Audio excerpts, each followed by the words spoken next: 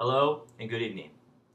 For those of you that do not know me, my name is Jace, and it is both an honor and privilege to have been asked to be my best friend's best man during this special occasion. It's also quite a surprise to me. You see, after all, Jim certainly did hold out as long as possible. Although I was able to travel back to Kansas City in order to host Jim's bachelor party, I'm unable to make it back in order to deliver the best man speech and to take part in this special celebration due to the fact that I'm currently accepting an award for the longest tenure of unemployment. But as I say, the show must go on. So, I've kept my comments brief and pointed, and I trust all of you will pay the utmost attention and laugh during the requisite pauses littered throughout my prepared remarks. Shall we begin?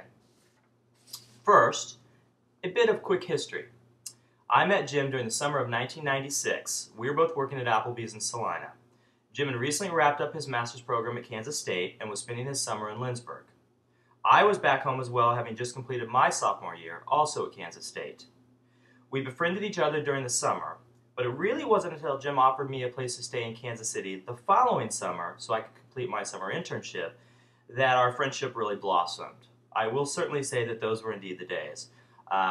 Adhering to his intense weight training schedule, enjoying my special little corner of the living room, it was quite a summer. But needless to say, the summer of Jim and Jace made our friendship stronger, and it's only gotten stronger as the years have gone by. Now I stand here before you, not literally of course, and am tasked with coming up with a collection of words that would best personify and commemorate this occasion. In doing this exercise, it dawned on me that each of us probably see a different Jim when we look at him. It is, after all, our human nature. I suspect many of his family members assembled here this evening will recall a young, hard-nosed, and stubborn boy. You know, the young Dauer who, as an 8-year-old, threw a temper tantrum when he got called out of a Little League baseball game. Or perhaps the young Dauer who, along with brother Michael, decided they were man enough to try Dad's cigarettes for the first time, a feat which ultimately ended up with Jim leaning over the kitchen sink. Others might see in Jim a deep sense of pride for his Kansas and partial Swedish roots, his absolute 100% adoration for all things Kansas City Royals, and of course in that George Brett, and obviously his love and passion for all things Wildcats. Or, in the case you happen to be a Jayhawk fan, how simply Jim can make the case that KU is not a top 10 basketball program, how the football program is certainly overrated, and that all KU students, current and alum, are Johnson County elitists. Then again, others will know Jim, who's into theater and a deep love for music. And by theater, I'm simply referring to, of course, Seinfeld, Different Strokes, ER, Dallas, and any other 1980s, early 1990s syndicated television programs.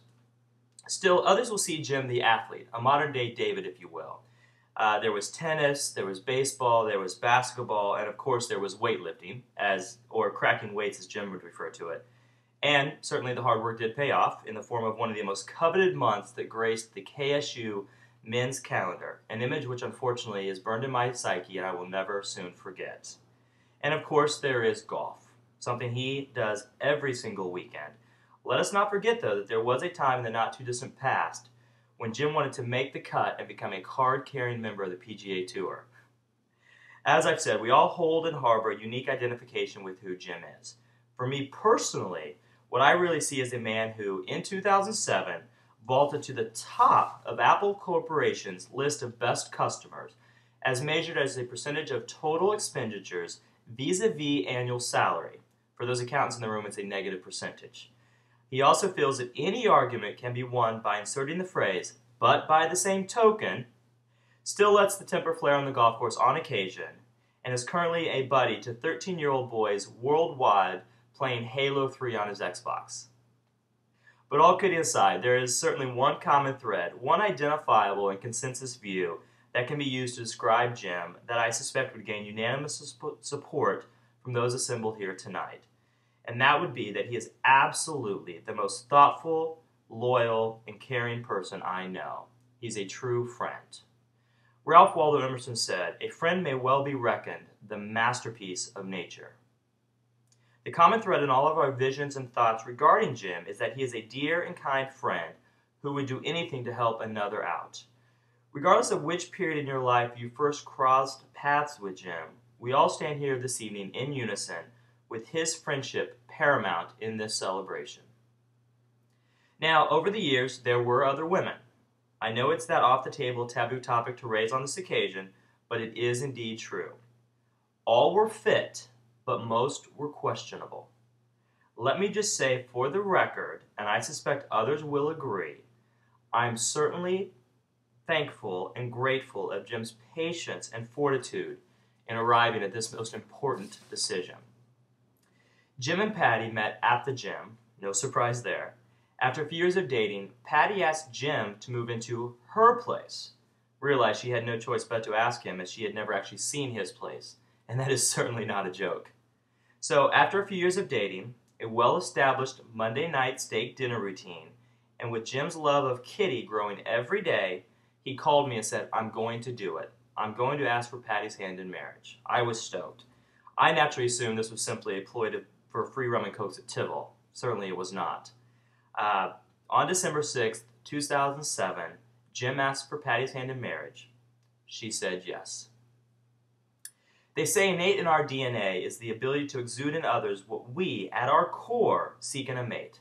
I'm certainly not a man of the medical profession, but I find it easy to support this notion given the simplicity with which Jim and Patty fit together. For those of us who have previously known either Jim or Patty as separate individuals, I cannot once imagine either person living their life absent the other. They indeed complete each other, and their love for each is evidenced by their decision to become husband and wife. That brings me to this. Today, I am happy to relinquish my title as Jim's best friend. From this point on, Jim has chosen the best friend a man could ask for. He's found a friend in Patty who holds the exact same ideals as he. Lead with love, kindness, generosity, and support, and let life's raindrops fall aside. Without a doubt, Jim will bring the same amount of love, support, adoration, and strength that has shaped his being and has guided his ideals and principles to bear on this marriage. In closing, I know Jim and Patty are very much in love and will have very many happy years and rounds of golf together. I would like to tell them both that it is a special honor for me to have been asked to play such an integral part on this special day. So, in celebration of all things Jim and Patty, please raise your glass and join me in congratulating two of the most special, kind, and beautiful people that I know and that I've ever had the privilege of being around. Jim and Patty, here's to a lifetime of love and happiness. Cheers. Thank you, and God bless America.